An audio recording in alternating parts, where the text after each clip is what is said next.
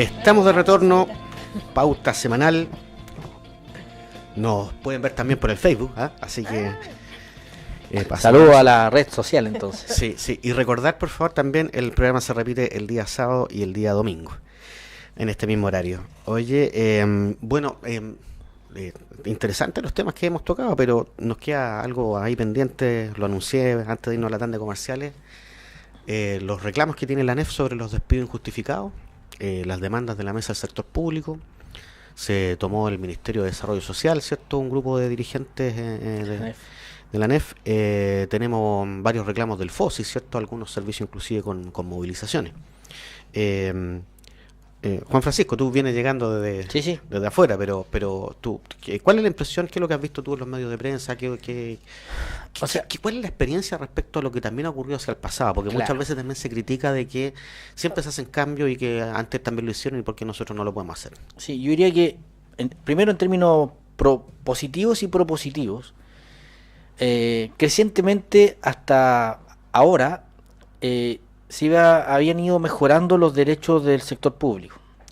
Y lo digo porque y esto viene de hace rato. Por alguna razón que nunca he entendido, el Ministerio de Hacienda está con esa lógica, y hablo de la concertación, de acotar o controlar el gasto público asociado a sueldo, remuneración, y por eso estaban como que las plantas congeladas o que estaba esta relación. Entonces había mucha contrata en el tiempo. Superada eso, venían los honorarios. Y que los honorarios, que son funcionarios públicos, que cumplen horarios, que tienen funciones, pero no tienen responsabilidad administrativa, fueron parte, y han sido parte, y siguen siendo parte de la administración pública. Y en el tiempo, yo diría que básicamente por el Poder Judicial, que ha ido tomando decisiones en función de los trabajadores, se han ido reconociendo ciertos derechos que por años han peleado. Y lo digo, por ejemplo, el tema de que no es llegar y despedir a alguien, sí que lleva tiempo cumpliendo una función. Y yo diría que eso ha ido creciendo, tanto es así que, y por ahí la derecha o algunas personas de manera poco rigurosa han dicho que hubo un crecimiento de 120, no sé cuánta cantidad de empleados públicos. Se olvidan que con acuerdo de todos los sectores, lo que hubo fue que muchos funcionarios honorarios pasó a tener una calidad jurídica que era la que por años tenía, que es contrata. Entonces no es que hubo un aumento. No hay más gente trabajando en el Estado, no hay es la misma gente en otra condición jurídica. Ha habido una condición jurídica, ese cambio de condición jurídica. Y yo creo que ahí se equivocan quienes dicen que aquí, poco bueno, a última hora se contrató mucha gente, sino que lo que hubo ahí fue una normalización, una regularización de la condición laboral de muchos trabajadores del sector público. Dicho eso, también uno observa en muchas autoridades, yo diría que por desconocimiento, que han tomado decisiones, yo diría que medias poco pensadas, porque también ha habido más certeza jurídica en términos de dictamen de Contraloría, que han reconocido que personas que tienen contratas con 2 renovaciones de contrata continuas, en el fondo tiene como el equivalente a una condición de continuidad.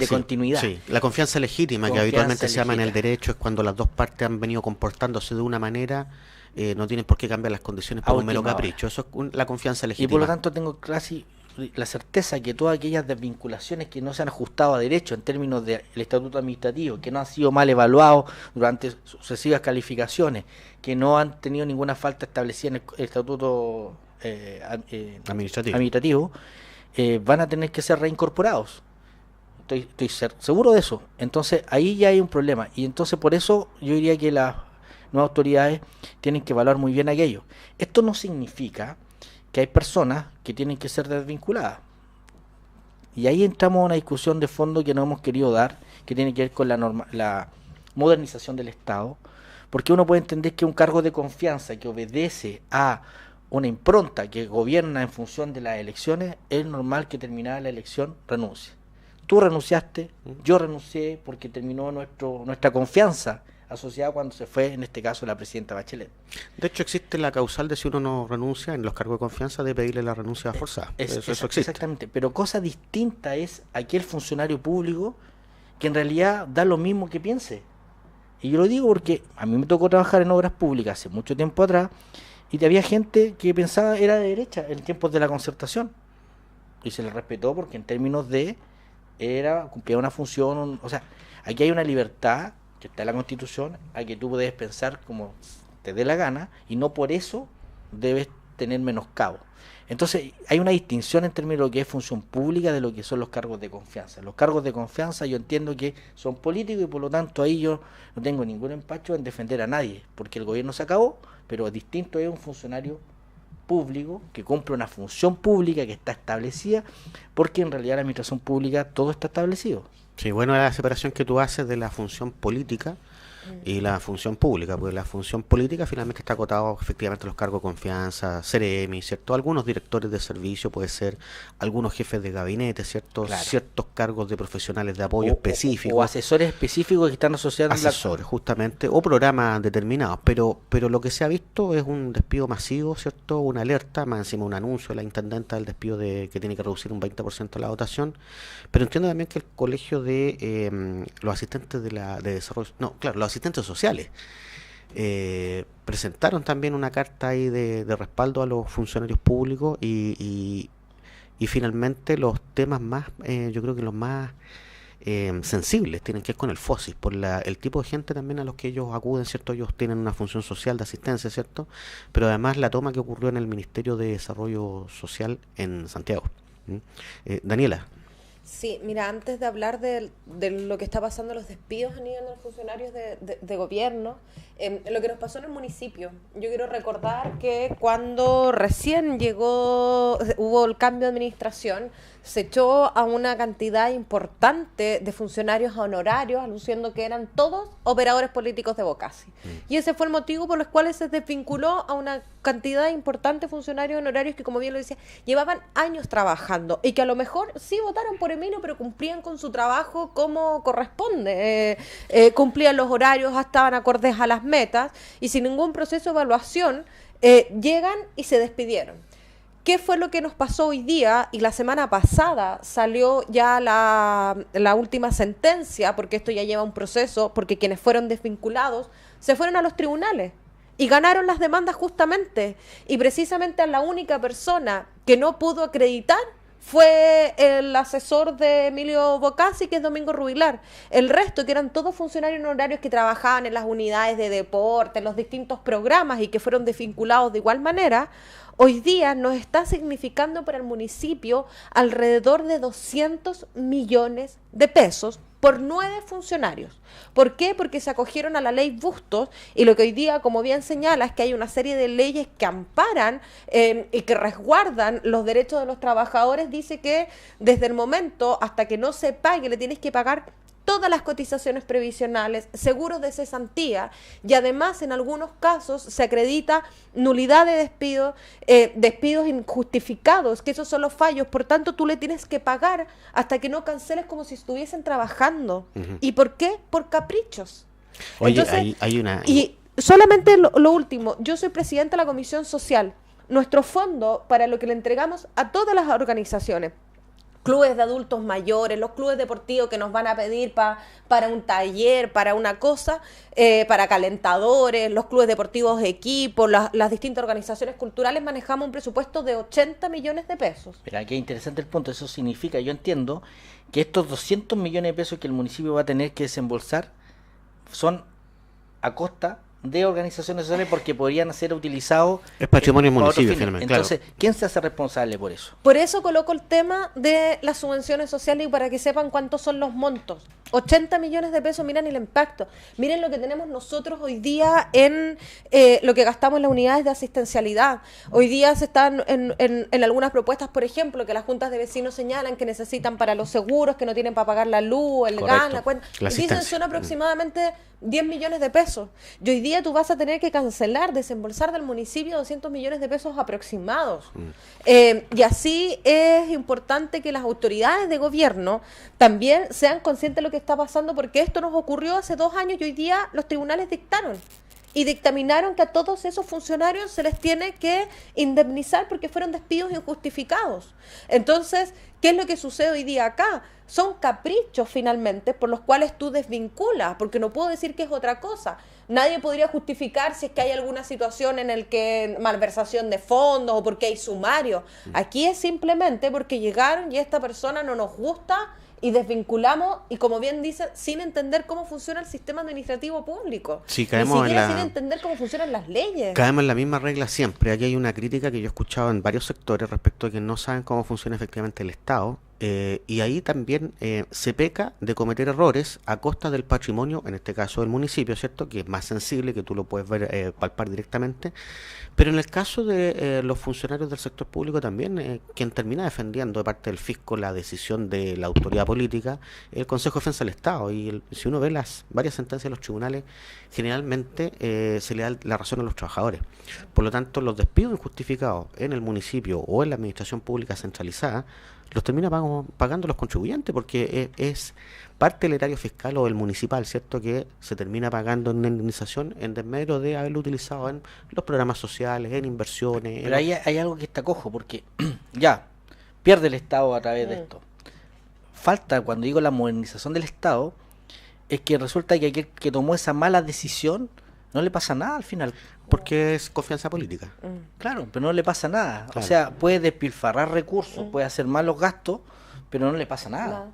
Entonces yo creo que eso es algo que requiere esta modernización del Estado, en términos de que si alguien toma una decisión tiene que hacerlo de tal manera, y la única es que también quien toma decisiones tenga que tener algo que perder en caso de una mala decisión. Claro, salvo que salga este instatement, ¿cierto? La acusación, una especie de acusación constitucional contra algún personero o autoridad. Sí. En los municipios yo no tengo claro, pero me parece que existe la figura del notable abandono de deberes, que en ese caso los concejales lo pueden incoar sobre el Ya, pero está alcalde. bien, pierde el cargo. Claro. Pero resulta Pero- si no. despilfarraste, hiciste 1.000 millones de pesos, por decir, en Bueno, un gasto. ¿Qué pasa? Maipú, Pasa con nada. el caso de Katy Barriga, Sí. que el mismo que tiene casi 2.000 millones de pesos y que estaban el otro día, veían en un reportaje en El Ciudadano también, eran casi 2.000 millones de pesos y que seguían sumando y ni siquiera ni iban los abogados a los juicios porque decían, no los queremos reintegrar, porque le decía, reintégralo, y no los puede reintegrar.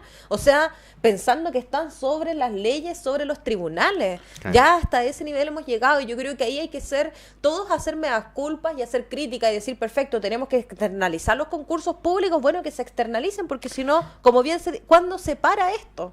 Porque viene, y por eso la gente después viene con tanto miedo a los cambios de gobierno, porque claro, yo si estoy trabajando, prefiero mantenerme acá, mejor a quien conozco que venga otro y tengo el miedo de que me despidan, porque hoy día así están la incertidumbre en los ambientes laborales, y ahí hay que tomar decisiones y le corresponde también como parte de la modernización del Estado, porque siempre está esta nebulosa, ay, que si estos concursos están todos arreglados, siempre es como la conversación que está, y ahí es donde tenemos que dar las garantías que eso no es así. Sí, se da un daño finalmente a la imagen del Estado y además volvemos a la misma cosa que hemos conversado, el problema de la certeza jurídica. Con tanta incertidumbre finalmente el país no crece, no se genera empleo, no hay estabilidad, etcétera. El costo de oportunidad es muy alto. El costo de oportunidad es muy alto. Sí, a propósito de eso y en esta misma materia, festival. Sí.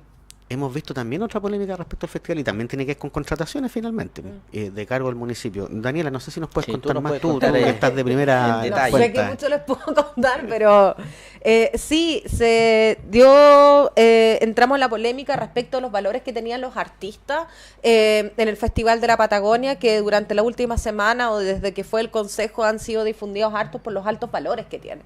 Pero ahí yo quiero ser súper responsable, porque ahí está nuestra responsabilidad como consejo municipal. Si finalmente tú eres el que aprueba los recursos.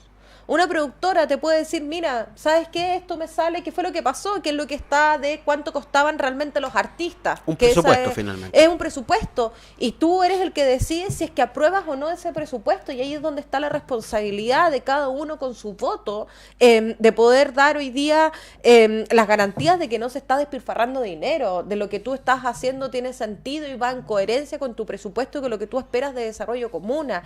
Y ojo, lo otro además que es preocupante es que además sube el aporte que entrega el gobierno regional, suben aquí la productora, los valores de los que está, y suben las entradas para la gente. Todo Y ahí sube. todo sube y nunca tú ves en qué momento se ve el beneficio. Si tú tienes más aporte de gobierno regional, si tú ves o sea, si aquí hay una institución que puede lucrar, que es finalmente la productora, pero resulta que finalmente sigue lucrando a costa de las entradas de las propias personas. Y eso es un tremendo daño hoy día para el festival. Pero ahí lo que a mí me llama la atención es que, no sé, ¿tú sabías quién eran los artistas hace un mes atrás? 2 semanas atrás sí nos habían comunicado los Entonces, artistas. ahí es donde uno dice, chuta, ¿por qué no se sabía antes? Porque me imagino que un festival se organiza no a última hora. No, de hecho las contrataciones son con antelación. Primero, porque porque los aquí no es que Sí. a última hora tú puedes llegar y traer un artista. O sea, primero, y yo diría que, fíjate, independientemente de saber, sin saber cómo fue la votación, yo siento que es como que al Consejo lo hicieron votar con la pistola entre la espada y la pared, en el fondo.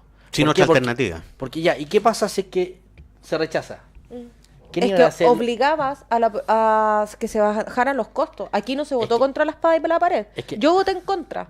es que Y, no sí, voté, y es voté que- en contra súper consciente de lo que estaba votando. Y lo dije desde el momento que aquí se presentó. Pero no existía el riesgo del rechazo de la votación que no hubiese festival, por ejemplo. No, porque daba siempre la opción de trato directo y obligabas, cuando tú dabas tus argumentos, a que después, perfecto, si yo soy la productora, tengo que hacer y tengo que sacar el festival de alguna manera, hubiesen buscado otra productora que te dé los costos más baratos. O tenías que hacerlo de alguna manera, cuando además todavía ni siquiera estaban firmados los contratos, los convenios. Y ahí también es la responsabilidad de cada uno. Ahora- Más allá, tú te puedes sentir muy presionado, como nos ha pasado en un montón de veces. Ok. Pero ahí es donde está la responsabilidad, que por lo menos yo asumo como concejala, que voto consciente, Ahora- atendiendo a las consecuencias que sea. Correcto. Porque si es que a este costo íbamos a tener, bueno, se aplazará una semana el festival y no se nos va a venir abajo Ahora, la vida. hay algo que tú decías y que yo creo que ha sido también, es que la génesis de este festival, que me la han contado con detalle, tiene que ver con un encuentro y la integración entre el folclore argentino, y así nació el Festival de la Patagonia. En una época donde traer espectáculo no era fácil, entonces, pero era como un espacio para que la comunidad magallánica pudiese disfrutar el folclore en torno a un festival.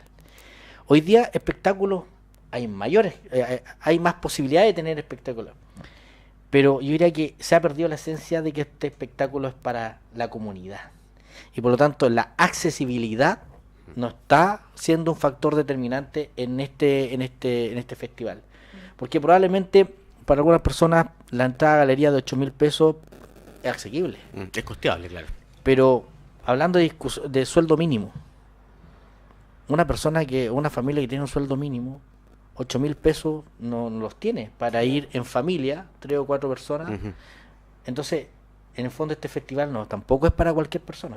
Y ahí creo que ese factor social no está considerado, no está en este festival, y eso hace que a la larga no solo ha habido un lucro excesivo, quizás, no entrar en ese detalle, no tengo datos, pero a mí lo que me preocupa es que este festival en la práctica no está siendo para la Ok. comunidad y no está siendo Sí. de que sea asequible hacia todos. Fue precisamente ese mi argumento por los cuales voté en contra, porque yo entendía que era un festival, y como tú bien dices, es que otras personas que no consumen cultura, que no tienen para ir a pagar el Dreams, que no tienen para tener un show artístico, pueda acceder. Yo les decía, 8.000 pesos, fuiste con alguien, son 16. En los festivales duran desde las 8 hasta las 2 de la mañana, más o menos, puedes estar 3 de la mañana. Te tomaste una bebida, perdón lo vulgar, te comiste un choripán, un anticucho y se te fueron 20 lucas. Entonces, no le llames festival y hagamos show artístico. Y traigamos artísticas, los hacemos un poquito más, y por eso yo emplazaba, y lo dije desde un momento, vengo desde el año pasado señalando que hay que tomar decisiones.